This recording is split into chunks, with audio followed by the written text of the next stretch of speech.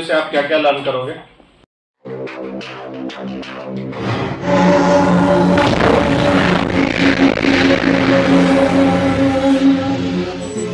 N visa दोनों guideline हम since Brazil की मार्केट को भी कैटर कर रहे हैं और ROW की मार्केट को भी कैटर कर रहे हैं, तो इसलिए हम इंटरनेशनल लेवल की दोनों गाइडलाइंस को फॉलो करते हैं। एन वीज़ा जो आपको सिर्फ ब्राज़ील की है? यस, RDC गाइडलाइंस है, बोर्ड RDC गाइडलाइन बोलते हैं, वो एन वीज़ा की गाइडलाइन। WHO भी जो है ICH को जो है प्रेफर करना शुरू कर दिया है, तो हमको ICH पर ज़्यादा डिपेंडेंसी बढ़ेगी। ICH इंटरनेशनल लेवल की गाइडलाइन है जो कि रेस्ट ऑफ द वर्ल्ड है। ब्राज़ील की अपनी गाइडलाइन है, उसने अपनी गाइडलाइन रेफर की है।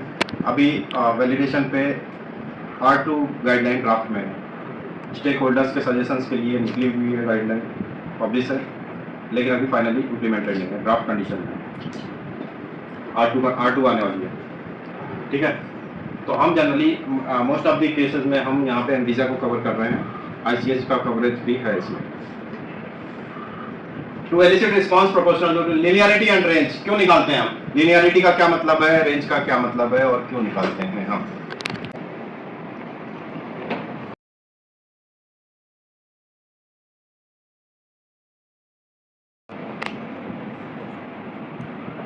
लिनियरिटी आपको कुछ भी आता है, जो समझ में आता है वो बताओ ना। जो हम रिजल्ट बनाते हैं उसमें हम देखते हैं कि हमारे जो रिजल्ट आ रहे हैं हमने बनाई है उसमें लीनियर आ रहे हैं कि नहीं आ रहे हैं। बराबर है। लीनियर का मतलब क्या है? स्टेट होता है सर, स्टेटिक लाइन। इसका रिस्पांस कितना आना चाहिए वो बोलेंगे लीनियर। यहाँ पे चीज है आपकी कॉन्सेंट्रेशन और रिस्पांस है आपका दूसरा ऑब्जेक्ट, जिसके अगेंस्ट हम ग्राफ प्लॉट करें तो वो ग्राफ में जो वैल्यूज x y हमने बताया था, अगर मान लीजिए 5 कॉन्सेंट्रेशन हमने रखा है, x के 5 कॉन्सेंट्रेशन, y के 5 रिस्पांस को प्रोपोर्शनेट में अगर हमें वैल्यू देते हैं मशीन में इंजेक्ट करने के बाद, तो हम बोलेंगे जी ये लीनियर रिस्पांस है। हमने ग्राफ लिया, ये x एक्सिस है इंडिपेंडेंट वेरिएबल, y एक्सिस है डिपेंडेंट वेरिएबल। x में हमने एक कॉन्सेंट्रेशन इंजेक्ट किया, दूसरा कॉन्सेंट्रेशन इंजेक्ट किया, तीसरा कॉन्सेंट्रेशन इंजेक्ट किया, चौथा कॉन्सेंट्रेशन इंजेक्ट किया और पांचवा कॉन्सेंट्रेशन इंजेक्ट किया। अब इसका रिस्पांस हमें मान लीजिए जितना रिस्पांस हमें चाहिए था, यहाँ पे रिस्पांस इसका ये आया, x पे इस कॉन्सेंट्रेशन पे रिस्पांस इतना आया, y पे मान लीजिए इतना आया, दूसरे कॉन्सेंट्रेशन पे रिस्पांस इतना आया, तीसरे कॉन्सेंट्रेशन पे रिस्पांस इतना आया, चौथे कॉन्सेंट्रेशन पे y का रिस्पांस इतना आया, यानी एरिया रिस्पांस इतना आया, पांचवें पे इतना आया। तो जब हम रिग्रेशन करेंगे यानी कि इस लाइन को मिलाते हुए लाइन खींचेंगे सारे पॉइंट्स को मिलाते हुए, तो ये रिस्पांस लीनियर होना चाहिए। अब लीनियरिटी की डिफिनीशन क्या है, लीनियरिटी की वैल्यूएशन क्या है, ये तो आपने प्लॉटिंग कर दी, कॉन्सेंट्रेशन वर्सेस रिस्पांस। इसकी प्लॉटिंग आपने कर दी और आपने कहा कि हमें तो लीनियर रिस्पांस चाहिए भाई। लीनियरिटी और रेंज को समझने के लिए, अब ये लीनियरिटी जो हमने स्टेब्लिश की है ये एक रेंज में होनी चाहिए। हम जो लीनियरिटी स्टेब्लिश करेंगे, एक हमारे पास स्पेसिफिकेशन का कॉन्सेंट्रेशन लेवल रहेगा, स्पेसिफिकेशन लेवल का कॉन्सेंट्रेशन रहेगा, जो उस कॉन्सेंट्रेशन पे हम लीनियरिटी स्टेब्लिश करते हैं। हम यह कह सकते हैं कि उस कॉन्सेंट्रेशन के बीच में हमारा जो भी रिजल्ट आएगा वह एक लीनियर रिजल्ट आएगा और उसमें जो है कंसंट्रेशन के रिस्पेक्ट में रिस्पांस हमारा एक्यूरेट रहेगा, लीनियर रहेगा। और वो रेंज हम डिफाइन करते हैं मेथड वैलिडेशन में। इस रेंज के अंदर अगर आप कंसंट्रेशन यूज करोगे रिस्पांस एक्यूरेट रहेगा, लीनियर रहेगा। क्लियर है? अब इस टर्मिनोलॉजी को समझने के लिए आपने अगर ये चीज समझ ली तो समझ लो आपको लीनियरिटी समझ में आ जाएगी। थोड़ा सा फोकस करोगे, बहुत मजेदार टॉपिक है, आपको सब कुछ समझ आ जाएगा। फोकस करना है बस। सबसे पहली चीज हम सब निकालते हैं कोरिलेशन कोएफिशिएंट। क्या होता है कोरिलेशन कोएफिशिएंट? कोरिलेशन कोएफिशिएंट क्या होता है? सन्नाटे की पिक्चर बार बार दिखाया करो। सर कोरिलेशन कोएफिशिएंट को R² से डिनोट करते हैं। अभी एक जवाब आया जी, तो मैंने स्क्वायर ऑफ कोरिलेशन कोएफिशिएंट लिखा। दूसरा मुझे पता था यही जवाब आएगा, इसलिए मैंने कहा अलग से पहले कोरिलेशन कोएफिशिएंट। कोरिलेशन कोफिशिएंट का जनरली डिनोशन किससे होता है, कौन से लेटर से होता है? आर से या आर स्क्वायर से? आर से या आर स्क्वायर से? सर कोरिलेशन कोएफिशिएंट r से होगा, square of correlation coefficient r square से होगा। हाँ, तो हम आर जब निकाल लेते हैं तो आर स्क्वायर निकालने की जरूरत क्यों पड़ती है, क्यों निकालते हैं, और है क्या पहले? 0 अगर है तो इसका क्या मतलब है? 0 पॉइंट कुछ भी आ जाएगा ना। हाँ, मान लीजिए आपने 5 ppm यहाँ पे किया, 10, 15, 20, 25, ठीक है। 5 का मान लीजिए एरिया 5 आया, 10 का मान लीजिए 18 आया, 15 का मान लीजिए 4 एरिया आ गया, और इसका आपने 20 का लिया, 20 का मान लीजिए 16 आ गया, और इसका आपने 25 का रिस्पांस लेना चाहा तो इसका मान लीजिए 17 आ गया। अब लीनियर रिग्रेशन करो,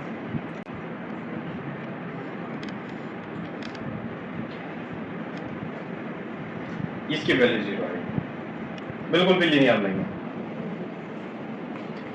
आपकी वैल्यू ऐसी भी हो सकती है, ऐसी भी हो सकती है, ऐसी ऐसी कुछ भी हो सकती है, तो ये 0 देगा।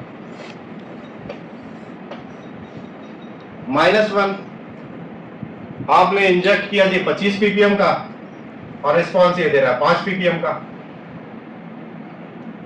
आपने इंजेक्ट किया 20 ppm का, ये रिस्पॉन्स दे रहा 10 ppm का। आपने इंजेक्ट किया 15 ppm, इसको हम ऐसे कह सकते हैं सर कि आपका रिस्पांस कम हो रहा है, हाँ, कंसंट्रेशन बढ़ रहा है, रिस्पांस कम हाँ। हो रहा है। ये मान लीजिए इस तरीके का, जैसे एक लीनियर रिस्पांस आपने ऐसा देखा, ऐसा ही एक लीनियर रिस्पांस परफेक्टली लीनियर आ गया, तो ये अपोजिट डायरेक्शन में मूव कर रहा है तो -1 देगा। यहाँ पे डायरेक्शन बता रहा है, लीनियर रिलेशनशिप का डायरेक्शन बता रहा है। ऐसा है कि एनालिसिस आपके यहाँ भी आती है कि जैसे ही कंसंट्रेशन बढ़ाते हो उसका जो है एब्जॉर्बेंस कम होता जाता है, कम होता जाता है। तो यहाँ पे लीनियर रिस्पांस इस तरीके से आएगा। तो 3 वैल्यूज हो सकती हैं कोरिलेशन कोफिशिएंट, यानी कि R की वैल्यू 3 हो सकती हैं, -1, 1 और 0। क्लियर? क्लियर? Yes, sir. अब आता है square of correlation coefficient, coefficient of determination. जो हमने यहाँ पे कोरिलेशन कोफिशिएंट निकाला है, उसका जो डिटरमिनेशन के, इसका क्या गुणांक होगा, इसका क्या कोफिशिएंट होगा, इसके लिए हम R स्क्वायर निकालते हैं। अब सवाल आया R स्क्वायर क्यों करते हैं? ना करें,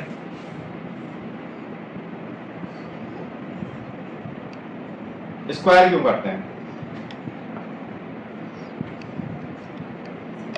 उसमें और एक्यूरेसी पता लगती है। हाँ, इसमें और एक्यूरेसी पता लगेगी, लेकिन क्यों?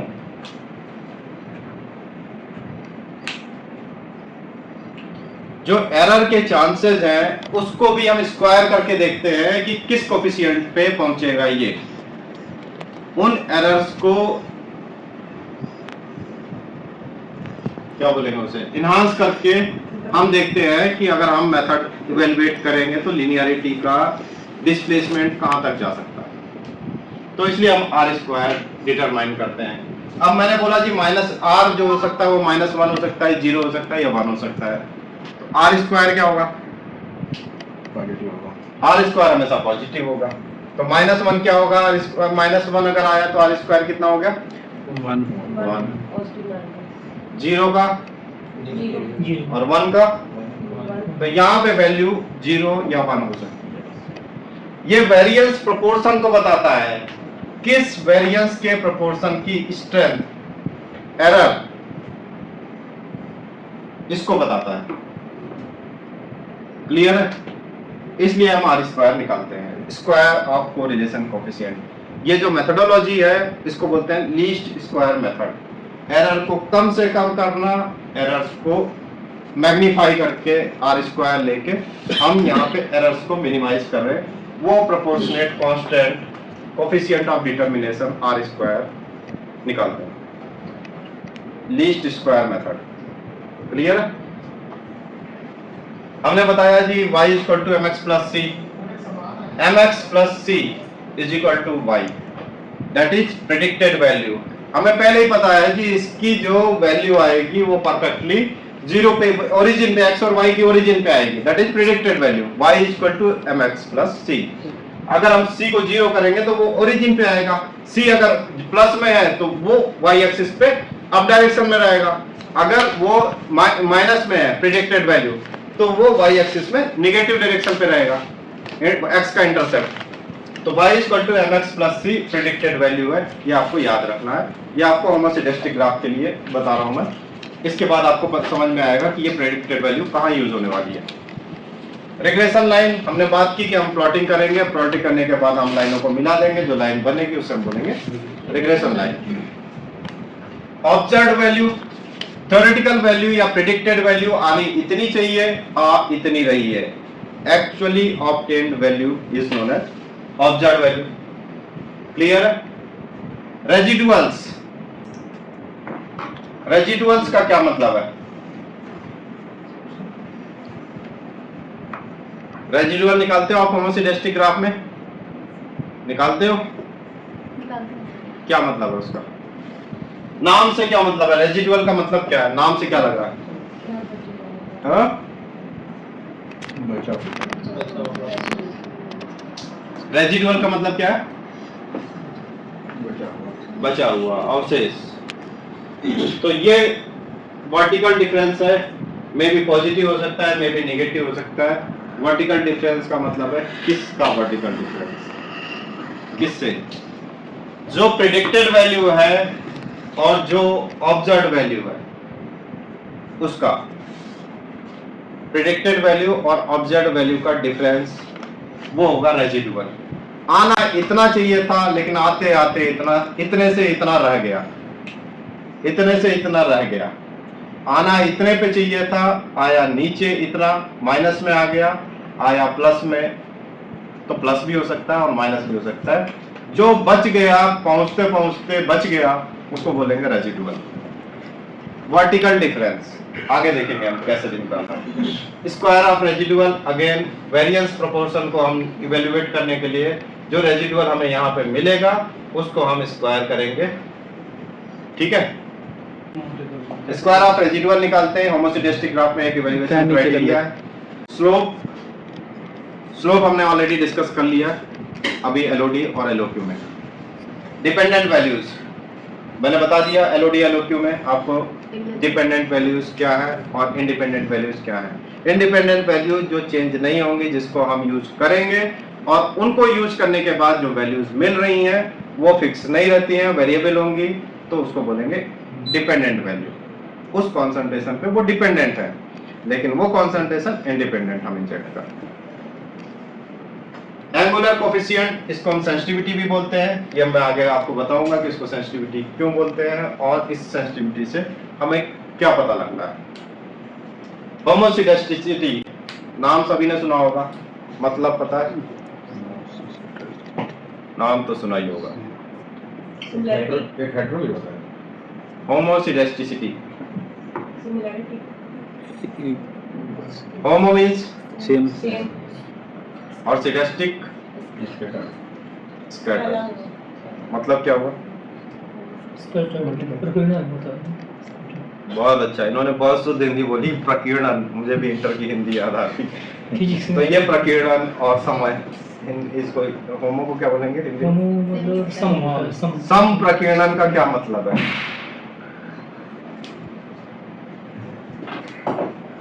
सम प्रकीर्णन का मतलब क्या है? पॉइंट एक ही जगह पर आ जाए।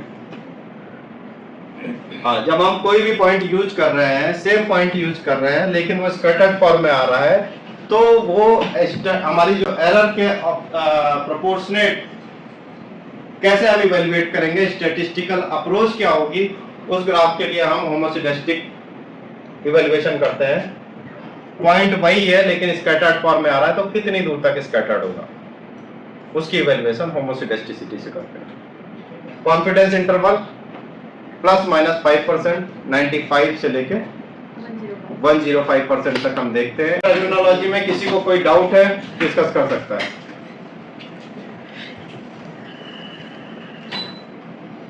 किसी को कोई डाउट है? आगे बढ़े, बैक जाओ, बैक जाओ।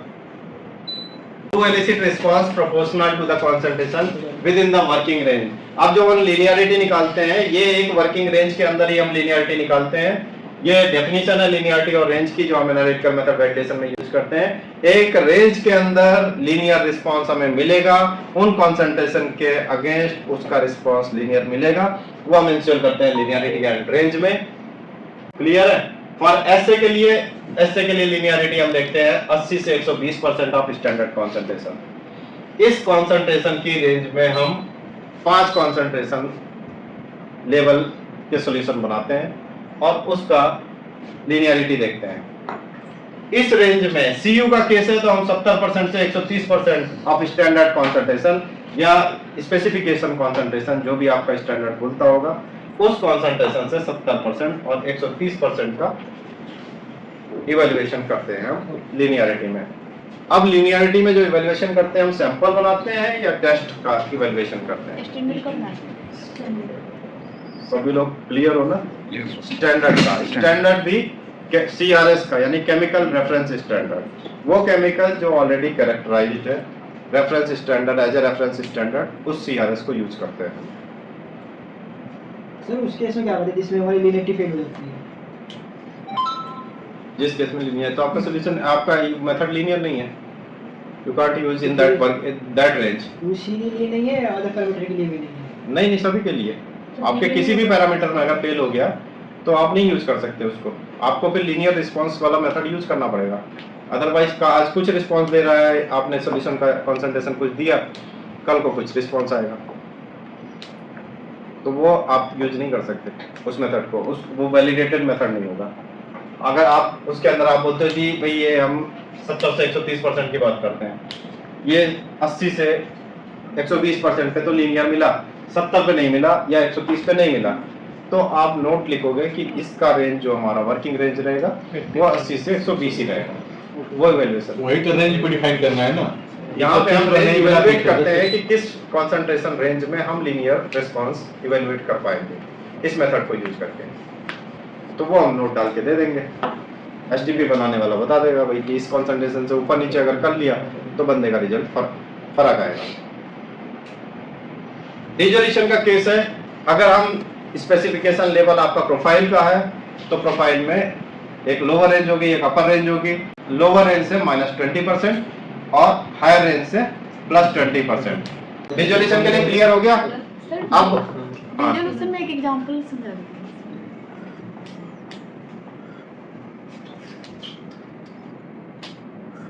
मेरा दोस्त मत देना भैया, लेट हो गए, सरिता को बता देना इसी की वजह से लेट हो गई। सर एक्यूरेसी बता रहे हैं, डिग्रेडेशन की एक्यूरेसी। रिजोल्यूशन वो भी बाद में बात करूंगा। मान लीजिए आपकी एक प्रोफाइल है, इसका 20 से 40% 1 घंटे में लिमिट है, 4 घंटे में इसकी लिमिट है मान लीजिए 35 से 55, और 8 घंटे में इसकी लिमिट है not less than 70, not less than 70।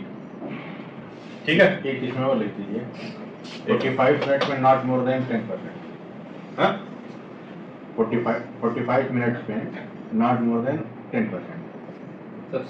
30 minute में लिख देते हैं, आप ही की बात क्यों माने, अपनी मानेंगे। कितना? Not more than 10%। Not more than 10%। अब यहाँ पे बोलते हैं कि भाई लीनियरिटी जब स्टेब्लिश करनी होगी तो आपने -20 से +20 तक जाना है। -20 कब लेना है? जब आपकी लोअर रेंज होगी तब। +20 कब लेना है? जब आपकी हायर रेंज की लीनियरिटी निकालने की कोशिश करोगे आप तब। ठीक है? अब ये इनका सवाल है कि भाई 10 है तो लोअर रेंज तो -20 करना हुआ, तो 10 में से 20 माइनस करेंगे तो आएगा यहाँ हम 0 से स्टार्ट करेंगे, 0 के ऊपर 0.1 से भी स्टार्ट कर सकते हो, 0.2 से भी स्टार्ट कर सकते हो, वो आप इंश्योर कर सकते हो। बट किसी भी कंटेंट की आप वर्किंग रेंज निकालोगे तो 0 करने की जरूरत नहीं रहेगी, तो 0.1 0.2 कर सकते हो, 0 करने की जरूरत नहीं रहेगी। एक केस ही हो गया। अब इस केस में 35 में गए तो -20 हो गया, 15% आ गया। लोअर रेंज, हायर रेंज 75% हो गई, 55 प्लस 20। क्लियर है? तो यहां तक आप लिनियरिटी स्टेब्लिश करोगे 4th आवर में। ये हो गया 15 से लेके 75, 35 माइनस 20, 15 हो गया, 55 प्लस 20, 75 हो गया। क्लियर है? एक और आता है आपका इमीडिएट रिलीज में लिमिट रहती है आईआर के केस में, इमीडिएट रिलीज के केस में लिमिट रहती है नॉट लेस देन, मान लीजिए 75% इट इज क्यू वैल्यू। यहां पे क्या करोगे? यहां तो मामला फंस गया यार, ये तो 75% क्या प्लस और माइनस 20। हाँ, तो ये हमारी दोनों ही रेंज को कवर कर रहा है। -20% भी लोगे फ्लैट और +20% भी लोगे, तो रेंज हो जाएगी 55 to 95%। ऐसे के केस में 80 to 120%, 80 to 120% और CU के केस में 70 to 130% ऑफ स्टैंडर्ड कंसंट्रेशन। डिजोनेशन के केस में -20% of expected lower concentration and +20% of expected higher concentration of the डिजोनेशन प्रोफाइल। रिलेटेड सब्सटेंस के केस में LOQ जो आपने डिटरमाइन किया है उससे 120% की रेंज में आप लिनियरिटी एस्टैब्लिश करोगे। ये गाइडलाइन में बोला हुआ है। ठीक है, मूव। ये हमने बात कर ली है, मूव। अब इवैल्यूएशन हमने LOD सॉरी लिनियरिटी और रेंज निकाल लिया और इसकी इवैल्यूएशन करेंगे। इसकी इवैल्यूएशन में हमें जो चीजें चाहिए होंगी, पहला है graphical presentation of response as a function of analyte concentration, it should be linear, जो हमने बात की थी। तो गाइडलाइन बोलती है एनविसा की कि भाई ये लीनियर रिस्पांस होना चाहिए। Graph of dispersion of residues accompanied by its statistical evaluation, जो रेजिड्यूज निकालेंगे, रेजिडुअल्स निकालेंगे, उसका स्टैटिस्टिकल इवैल्यूएशन निकालेंगे कि ये हमारी रेंज में कितने एरर को एक्सेप्टेंस देता है।